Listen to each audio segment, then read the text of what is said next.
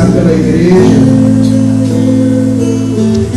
Que desde já você possa ir fazendo uma reflexão da sua semana, de todos os momentos felizes, os momentos com a sua família, os momentos também de dificuldade, os momentos de tribulação, que você virava para o seu Senhor e falava: meu Deus, quando isso vai terminar? Pois depois dessa longa semana, o teu Deus te traz aqui.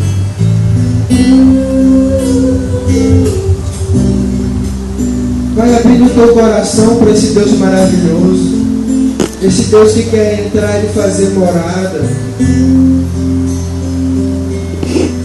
Vai pedindo ao Espírito Santo a atenção, a calmaria, a serenidade para saber ouvir o que o teu Deus quer de ti nesta noite. Porque de uma coisa eu tenho certeza: você não está aqui por acaso, meu irmão. Você foi guiado ao Espírito Santo até aqui.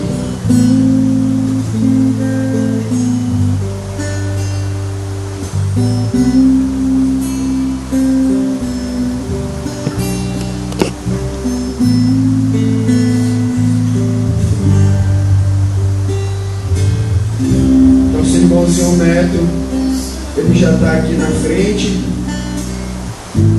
partilhar uma palavra com vocês, que vocês possam estender a mão sobre ele, na direção dele, e que a gente possa rezar essa Ave Maria bem rezada, a Ave Maria lá do fundo do seu coração, para que ele realmente possa ser instrumento de Deus na tua vida esta noite.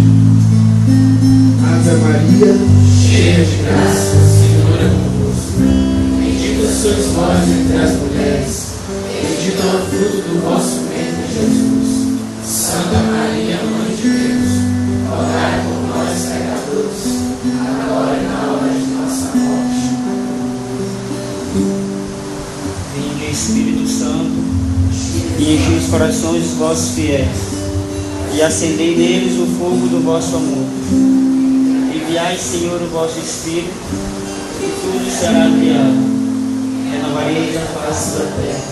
Ó Deus, que instruíste os corações dos vossos fiéis, com a luz do Espírito Santo, fazei que apreciemos retamente todas as coisas, segundo o mesmo Espírito, e gozemos sempre de sua consolação.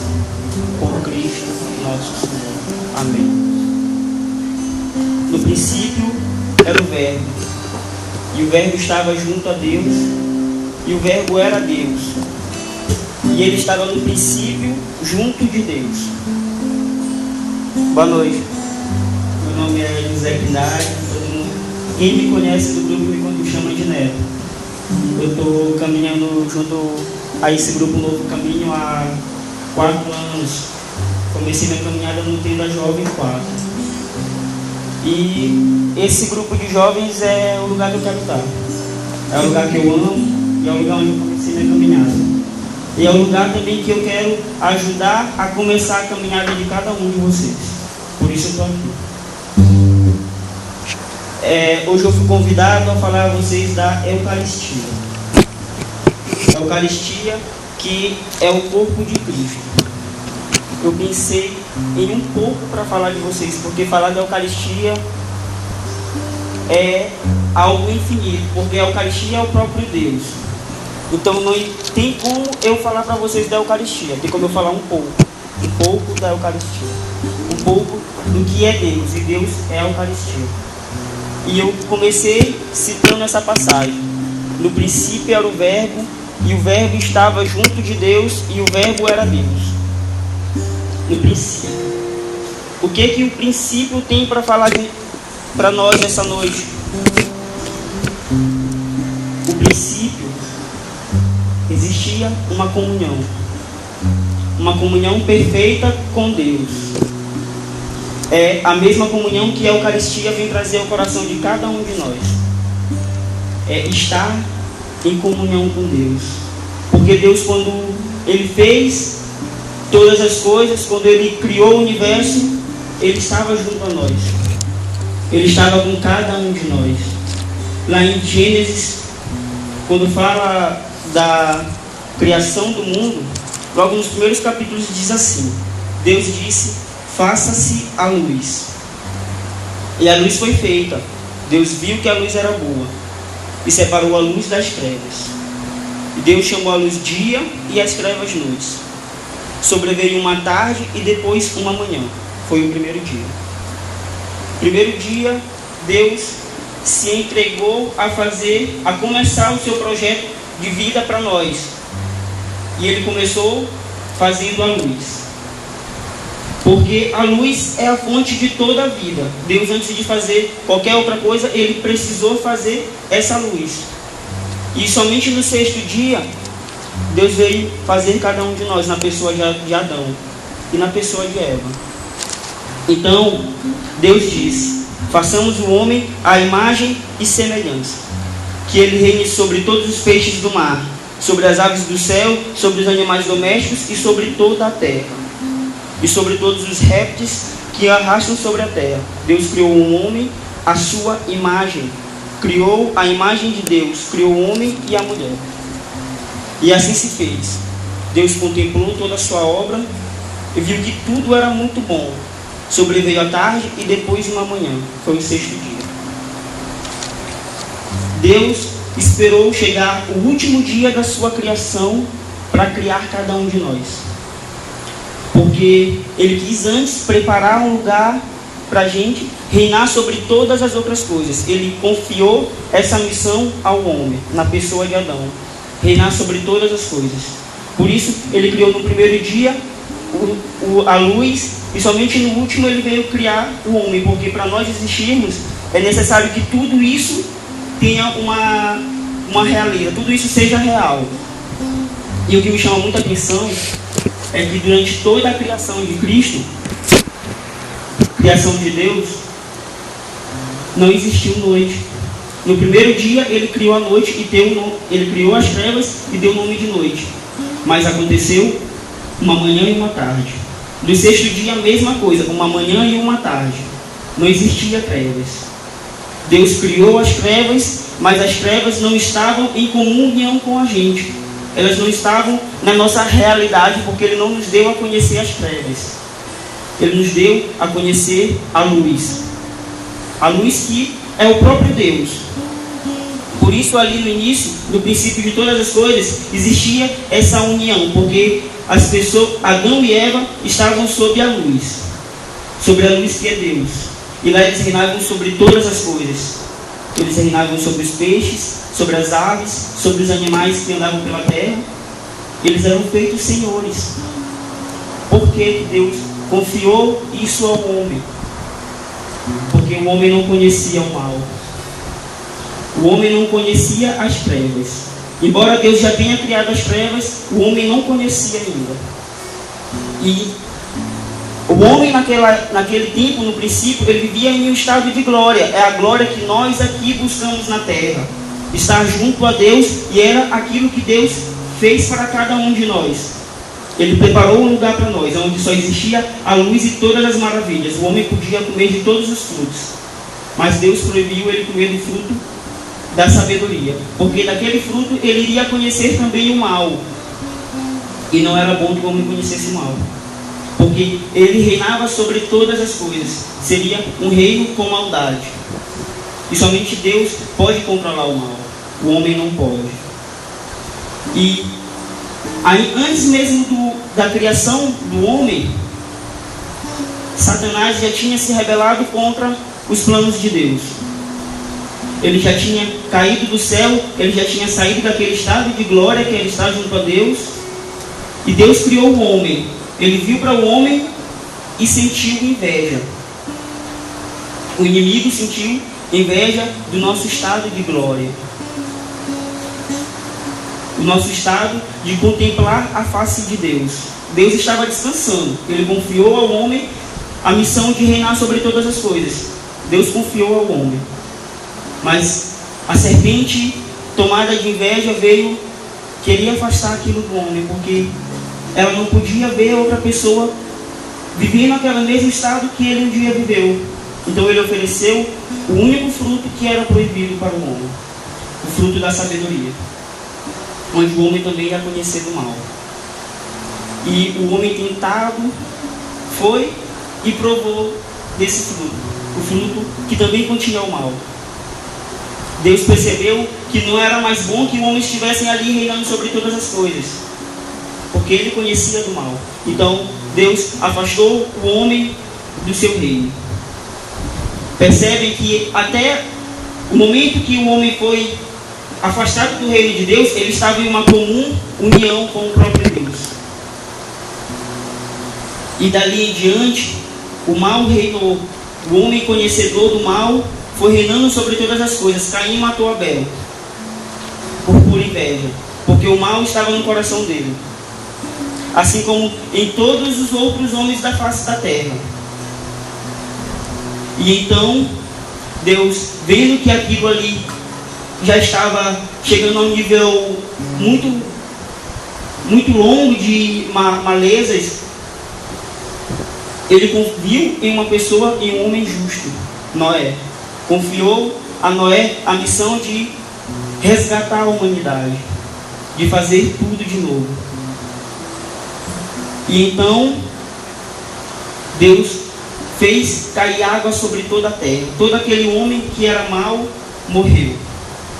Toda a má criatura foi morrendo pela fúria do próprio Deus, que queria criar uma nova nação. Então Deus fez um batismo à terra que ele tinha criado. Ele emergiu nas águas para que nascesse dali um novo ser. Aí é o mesmo batismo que cada um de nós fazemos aqui na Igreja Católica. Nós somos convidados a ser uma nova criatura, porque antes nós estávamos com as mesmas coisas que essas pessoas traziam no coração, o pecado original. E Deus convida a emergir nas águas para nascer um novo homem. Mas com tudo isso, o homem voltou a ser mau. O homem voltou a fazer as coisas más. E então Deus não sabia mais, ele mandou cair fogo sobre duas cidades, Sodoma e Gomorra, porque ali também existiam pessoas que não governavam com justiça. Mas mesmo assim, o homem voltou a ser mau. O que estava acontecendo? Por que o homem voltava a ser mau? Se eles já conheciam Deus, se eles já sabiam o propósito de Deus para a vida de cada um deles, por que eles voltavam a ser maus? Por que eles voltavam a ter inveja? Porque eles sentiam vontade de reinar e esquecer o reino de Deus. Porque faltava uma coisa: Deus está dentro deles. Deus fazer uma união novamente com cada um daqueles seres humanos. Eles reinavam sob as suas vontades, e Deus queria fazer a vontade dele. Deus queria estar em uma comunhão novamente, porque somente de Deus vêm as coisas boas. Somente em Deus nós podemos fazer aquilo que é bom. Se alguém de vocês fazem alguma coisa que é boa e não estão em Deus, essa coisa não é boa. Uma hora isso aí que você está fazendo vai te trair. Uma hora isso que você está acreditando vai cair sobre terra, porque não é de Deus. E o que não é de Deus não fica. Só fica o que é de Deus. Por isso Deus sentiu essa necessidade de descer até a terra para morar nos nossos corações. Ele se fez homem. E no princípio, o Verbo estava junto a Deus. O Verbo era Deus.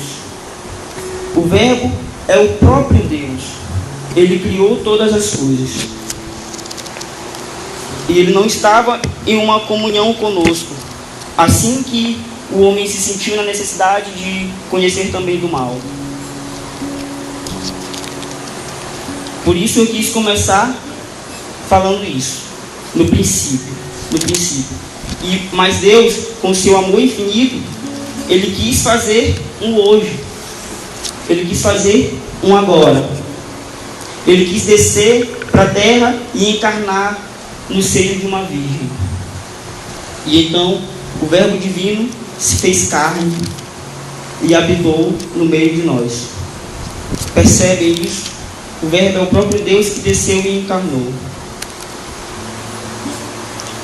e habitou no meio de nós. E vimos a sua glória e a glória do Filho único que recebe do seu Pai, cheio da graça e da verdade. Nós vimos a glória de Deus. Aquele presépio representa bem isso. Representa a encarnação de Deus. 3 reis magos caminharam até chegar ali. Ao chegar ali, eles encontraram Deus encarnado. Eles somente falaram a Maria e José: nós viemos adorá-lo. Eles reconheciam que ali era Deus.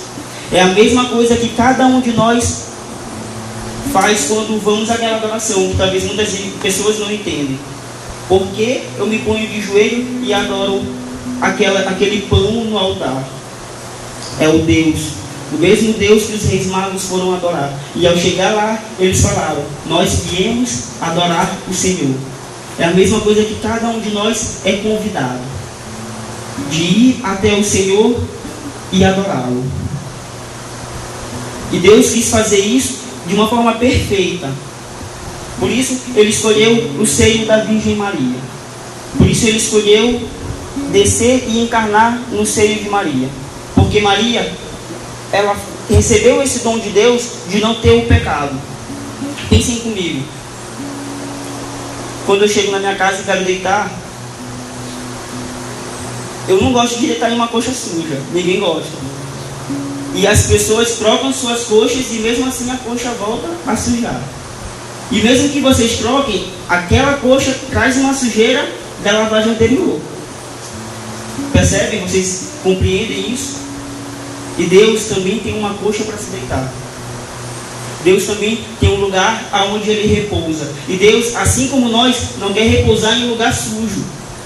Deus, assim como nós, não quer repousar em uma coxa que Ele tenha que trocar. Por isso Ele deu esse dom a Maria. Porque Deus repousa em Maria. Ele desce do seu céu e encarna no seio de Maria. Por isso, se alguém falar para vocês que Maria pecou, que Maria teve outros filhos, pode dizer que é mentira. Não tem como isso ser verdade, porque Deus não aceitaria isso. Deus não iria querer vir a um lugar tomado pelo pecado, porque Ele é como nós. E essa vontade que nós temos de estar em um lugar limpo é a comunhão que nós fazemos com Ele. Porque se nós não tivéssemos isso ainda, se nós não tivéssemos uma comunhão com Deus, nós iríamos aceitar qualquer coisa, como aquelas pessoas aceitavam. E então aquele menino foi crescendo em graça, educado por Maria e José. Deus escolheu Maria e José para educar Cristo. Porque Cristo, Ele é Deus, mas também Ele é homem. E como homem Ele precisou de um pai, como homem Ele precisou de uma mãe para ser educado. E Ele foi crescendo em graça. E Deus se manifestou ao público. Naquele casamento em Canaã, Ele transformou água em vinho. Foi a primeira manifestação de Deus. Transformar água em vinho. Logo depois disso, Ele fez alguns milagres. Mas caminhando até o lugar onde Ele queria chegar, Ele se encontrou em um deserto onde ali tinha 5.000 pessoas. 5.000 pessoas que tinham fome. Essas pessoas estavam buscando se saciar. E eles confiavam em Jesus Cristo para se saciar. Porque sabia que Ele era um profeta enviado de Deus. E sabia que Deus estava com Ele. Essas pessoas não tinham o que comer. E Pedro chega até Jesus e diz: ali tem um menino que tem 5 pães e 2 peixes. Será que dá? Será que dá para alimentar todo mundo? Deus já sabia que não. Mas Ele mandou que todo mundo se sentasse. Ele quis mostrar ali o poder que Ele tem sobre a matéria. Como Ele mostrou lá no casamento em Canaã. Deus multiplicou os pães e saciou a fome de todos aqueles que estavam ali com fome. Deus saciou o desejo de comer daquelas pessoas, de comer para a carne, somente para alimentar a carne. Aquelas pessoas não sabiam que Jesus queria alimentar o espírito delas. Elas estavam seguindo Jesus porque elas queriam o alimento da carne. Tanto é que depois disso Jesus fugiu, porque Ele percebeu que as pessoas queriam fazer dele um rei. Ele percebeu que as pessoas queriam dele o alimento da carne, e Deus foge. essas pessoas procuram Jesus, e antes delas encontrarem Jesus somente para os 12 apóstolos que estavam ali na barca e algumas mulheres, Deus se manifesta andando sobre as águas. Deus caminha sobre as águas e Pedro pergunta: Senhor, se é realmente o Senhor, deixa que eu também vá. E Jesus dá essa graça a Pedro. Pedro anda sobre as águas. E o que eu quero mostrar para vocês com esses milagres, eu não quero trazer aqui a didática que Jesus quis passar para aquelas pessoas. Eu quero mostrar para vocês aqui o poder que Jesus tem sobre a matéria do pão e sobre o seu corpo quando ele caminhou sobre as águas. São duas coisas que estão inteiramente ligadas na Eucaristia: a matéria do pão e o corpo de Cristo. Antes de Jesus Cristo instituir essa Eucaristia, ele mostrou isso para aquelas pessoas e eles ainda não entenderam. Eles ainda não tinham entendimento disso. Então, eles continuaram seguindo Jesus. E aqui em João capítulo 6, a gente percebe aqui um pouco da conversa que eles tiveram com Jesus quando o encontraram.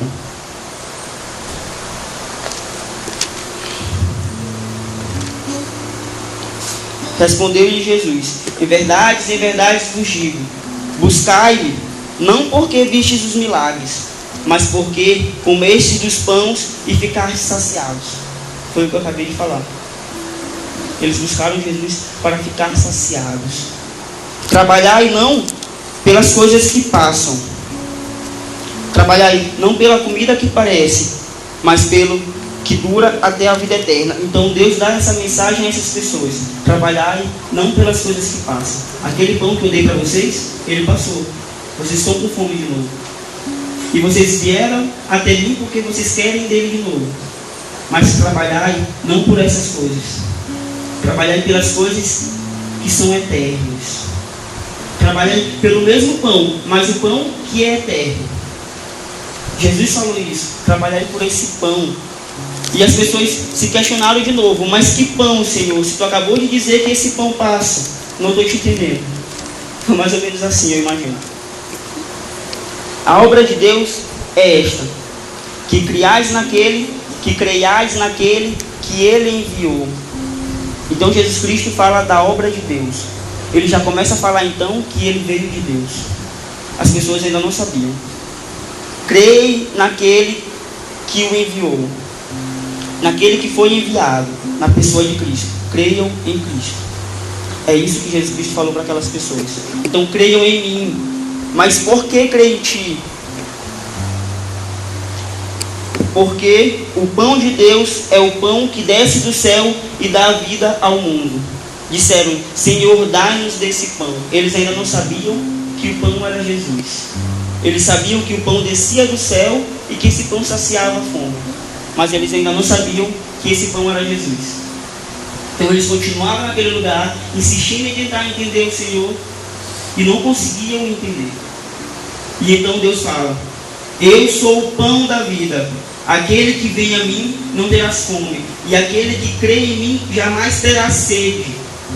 Então Jesus Cristo se revela: eu sou o pão da vida. O pão que vocês procuram, o pão que eu anunciei. E eu já mostrei isso a cada um de vocês. Eu multipliquei o pão e eu mostrei que eu tenho domínio sobre o meu corpo. Então, se eu posso fazer essas duas coisas, eu também posso ser o pão. Eu também posso transformar o meu corpo no pão. Então, aquelas pessoas ainda continuaram sem entender o que Jesus Cristo estava dizendo para elas. Quem crê em mim tem a vida eterna.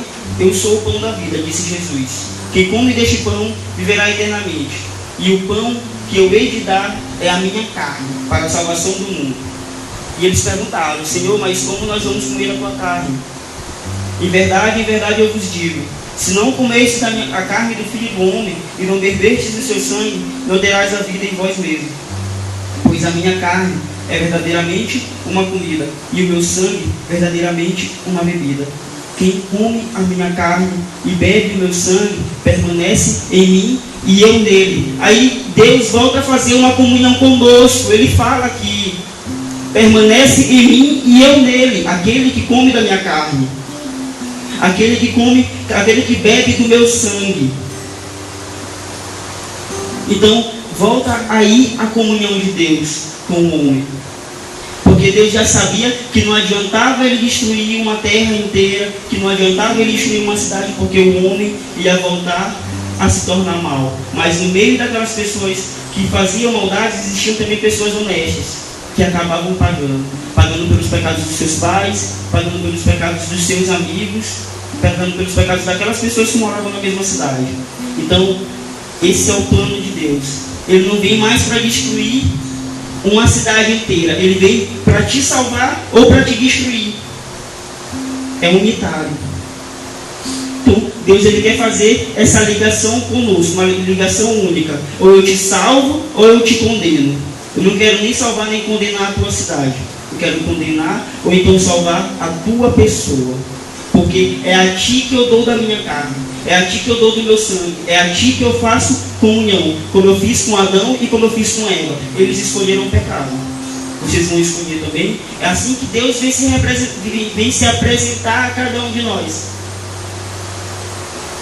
fazendo uma comunhão conosco. Então, quando a gente come desse pão e bebe desse vinho, nós estamos fazendo uma comunhão com Cristo Jesus, que é o próprio Deus.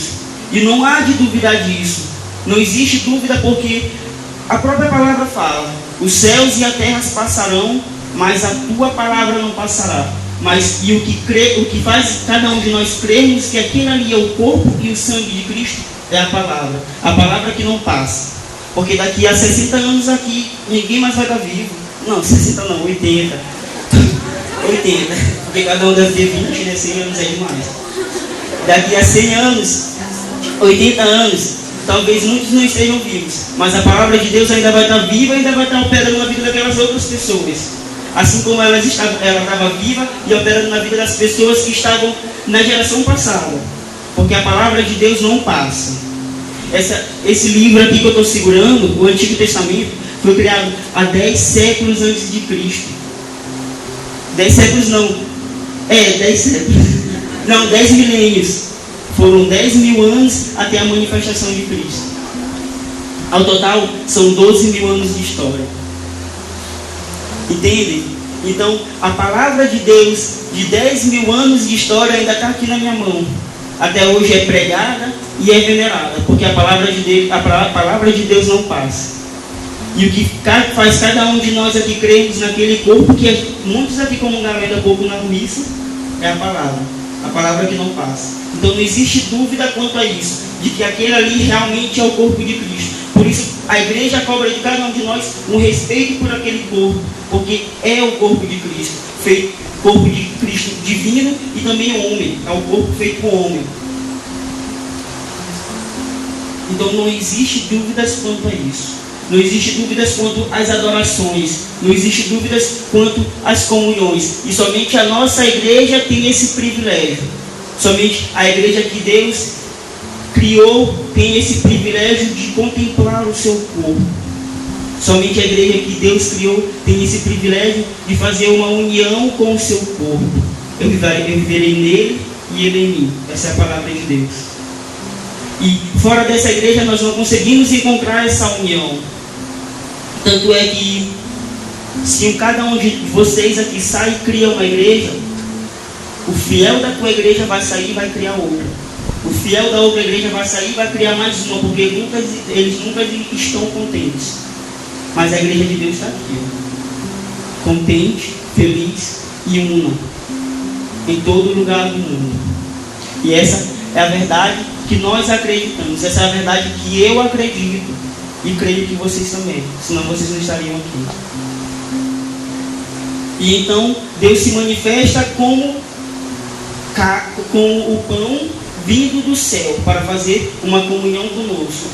No princípio era o verbo e o verbo era Deus. O verbo divino se fez carne e habitou no meio de nós. Mas eis que as pessoas ainda não conheciam isso. Nós conhecemos, graças a Deus. Mas aquelas pessoas ainda não. Ainda duvidavam. Entre os 12 que acreditavam no Cristo, existia um que não acreditava que aquele era o corpo, que aquele era o corpo descido o pão descido do céu. Então Deus preparou 3 anos de pregação para essas pessoas, pregações de Cristo. Preparou 3 anos até ele se manifestar naquele corpo consagrado na Santa Ceia, antes da sua morte. E ali foi o ponto que Deus nos amou mais. Ele deu o seu Filho único a morrer por cada um de nós, porque era necessário que existisse um sacrifício para perdoar todos os pecados. Era necessário que um sacrifício perfeito fosse dado a Deus para que todos os pecados fossem perdoados.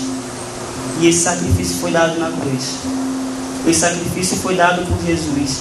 E momentos antes de Jesus se entregar na cruz, ele chamou os seus discípulos para ceiar. Nessa ceia, ele se apresentou, como hoje nós olhamos Jesus Cristo se apresentando tantas vezes na matéria do pão e no vinho. Esse é o meu pão, esse é o meu corpo, esse é o meu sangue. O sangue da nova e eterna aliança. É uma aliança que não se passa. A aliança com Noé passou, a aliança com Moisés passou, mas a aliança de Cristo não passa. É uma eterna aliança. É uma aliança que nos leva até o céu, porque é a única que nos dá uma comunhão com Cristo, uma única que nos dá uma comunhão com o céu. Então Deus faz isso, se apresenta aquelas pessoas como corpo e como sangue, porque ele já tinha falado que era verdadeiramente de comer e verdadeiramente de beber. E ele mostra às pessoas até onde ele queria chegar. Ele chegou e disse: esse aqui, esse é o pão que eu estou falando, esse é o vinho que eu estou falando, e fazer isso em memória de mim. Não deixa que isso seja esquecido, porque aquelas pessoas que ainda irão chegar até o meu coração precisam passar antes por isso aqui. Então elas precisam lembrar de mim. Se isso não for feito, não vai existir uma lembrança minha. Por isso, fazer isso em memória de mim. E até hoje nós somos fiel a essa palavra, a palavra que Deus nos dá, que antes Maria já tinha pedido: fazei tudo o que ele vos pedir. Maria, como intercessora, já tinha pedido para que nós fizéssemos aquilo que ele nos pedisse, e ele pediu que fizesse aquilo em memória dele. Essa é a ligação de Maria com a Eucaristia. Primeiro, que a carne de Cristo é carne de Maria. O sangue de Cristo é o sangue de Maria, porque Cristo é 100% de Maria. Foi onde foi gerado. Então, Maria está ligada também à comunhão. O Tratado da Verdadeira Devoção, que eu convido a vocês lerem, todo mundo, ele nos dá um método perfeito de comungar o corpo de Cristo. Entregai esse corpo a Maria, porque lá sim ele vai descansar de verdade, lá sim de verdade ele vai ser glorificado, porque Cristo não quis descer nas nossas pessoas, ele quis descer em Maria. Então, quando nós comungamos do corpo de Cristo e entregamos ele a Maria, nós estamos fazendo aquilo, a mesma coisa que o Espírito Santo deu de presente ao Cristo, um lugar perfeito para ele descansar, um lugar perfeito para ele confiar. O corpo de Maria, onde Jesus foi gerado, um lugar limpo, um lugar sem pecado. E essa verdade foi acontecendo e acontece até hoje. E o nosso respeito como a igreja é de acreditar que aquilo verdadeiramente é verdade, porque, como eu já disse, a palavra não faz, e a palavra é verdadeira. Por isso eu convido cada um de vocês a, quando comungar desse corpo, não duvidar. De quando comungar desse corpo, estar com o seu coração mais limpo possível, porque é onde Jesus quer repousar, porque é onde Deus quer fazer uma comunhão. E antes de morrer, Jesus Cristo fez um pedido, um novo mandamento: amai uns aos outros como eu vos amei. E quando Cristo está no nosso corpo, nós somos convidados a essa missão de amar uns aos outros como Ele nos amou. Uma missão dada a cada um de nós, no dia que Deus mais nos amou. Então Deus aí ele mostra que nós somos convidados a dar nossas vidas pelo outro, porque no dia que Ele mais nos amou foi o dia que Ele pediu: amai-nos uns aos outros, da mesma forma que eu vos amei. Vocês ainda não sabem, mas eu vou mostrar. E Ele mostrou ali na cruz, mostrou o amor dele. Então, essa verdade foi acontecendo. As pessoas ainda não entendiam, mas elas foram entendendo e criaram uma igreja em torno da Eucaristia, o sacramento da salvação. O sacramento da salvação porque é o sacramento que nos dá a comunhão com Deus. É o sacramento que nos leva a viver novamente o céu de onde nós fomos expulsos. Reinar sobre todas as coisas, reinar sobre todas as verdades. E São Pedro, o apóstolo de Cristo, São Paulo, vai muito mais além. Vocês todos são corpo de Cristo. Como assim nós somos corpo de Cristo?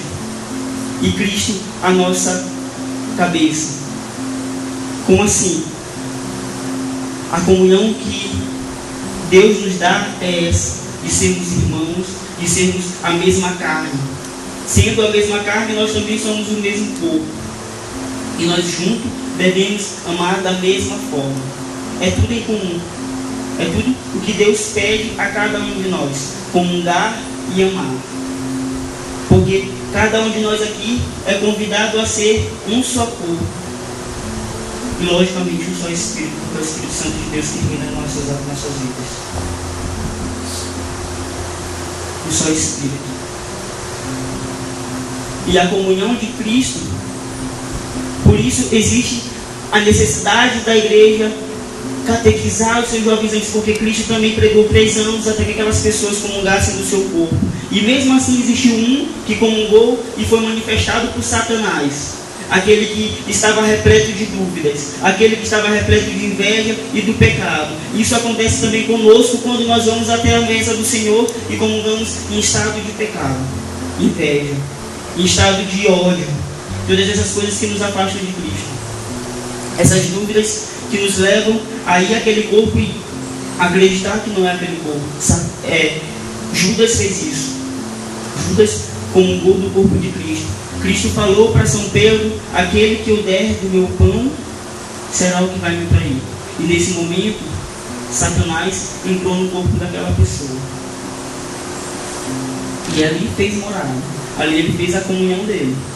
Foi trair Jesus. Mas não foi porque ele foi um azarado. Foi porque ele não acreditou. Todo o tempo que Jesus pregava, ele duvidava. Todo o tempo que Jesus falava as verdades, ele ia para trás e não acreditava muito bem. E foi isso que levou a Satanás a fazer uma comunhão com ele. Ainda nessa mesa, Jesus vira para São Pedro e diz que Satanás queria fazer uma comunhão com ele, com São Pedro. Mas ele falou: eu roguei a ti e não permiti que isso acontecesse. Então acontecerá com aquele que mais duvida. Acontecerá com aquele que está em maior estado de pecado. Por isso eu convido a vocês se confessarem antes de comungar do corpo de Cristo, porque o mesmo não pode acontecer em nossas vidas. São Pedro diz que aquele que comunga em estado de pecado se faz réu daquele sacrifício, o sacrifício da cruz. Por que se faz réu? Porque quando Judas comungou daquele corpo em estado de pecado, ele foi trair Jesus. E é o mesmo que acontece com cada um de nós. Nós vamos trair Jesus quando nós estamos em estado de pecado, porque quem faz comunhão conosco é Satanás, não é Jesus. E é uma confissão verdadeira, uma confissão que te leve a mudar de vida, que não te faça a voltar a sentir inveja, a sentir ódio, porque são essas coisas que Judas sentiu quando traiu Jesus. E essa é a verdade. Não há de duvidar disso. Por que a igreja pede que se confesse? Somente os santos? Não, porque somente aqueles que estavam na mesa eram dignos de comungar do corpo de Cristo. E aqueles que estavam à mesa são os mesmos que até hoje estão a essa mesa. A igreja de Cristo. A igreja de Cristo que estava ali, momentos antes dele se entregar por cruz. E outro ensinamento que eu venho trazer até vocês é a maneira de comungar esse corpo. Não que seja errada comungar recebendo o corpo na mão. Não é errado. A igreja ensina isso. A igreja ensina que nós devemos estar com nossas mãos limpas para que ali faça um trono para o Senhor repousar.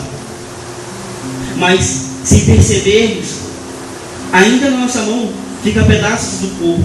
E o que Cristo pediu lá quando ele multiplicou os pães: recolhei as migalhas para que nada se estrague. O mesmo pão que ele manifestou como o corpo dele. guardai as migalhas. Então, não deixe que aquele pão seja profanado. Não deixe que aquele pão faça comunhão em qualquer lugar, porque ele quer um lugar santo. Ele quer um lugar confortável. Ele quer um lugar divino. Por isso ele escolhe a cada um de nós. Porque ele quer ser em nós. E nós, logicamente, queremos ser neles. Eu quero ser em Cristo. Eu quero ser em Deus. E vocês também querem ser isso. E essa é a verdade do ensinamento que a igreja ensina em relação à maneira de se comungar esse corpo. Muitas pessoas recebem na boca e é a melhor maneira, eu aconselho a vocês, recebam na boca, para que aquele corpo não seja profanado, porque aquele corpo é Deus. E você não quer deixar Deus em qualquer lugar. Sabe-se lá onde sua mão vai passar depois disso? Né, Saulo? Então, nós devemos tomar esse cuidado. Então, hoje eu vim aqui somente falar para vocês essas duas coisas. 3. Comungue acreditando que é o corpo de Cristo. Comungue de maneira adequada para que aquele corpo não seja profanado. E se confesse. É somente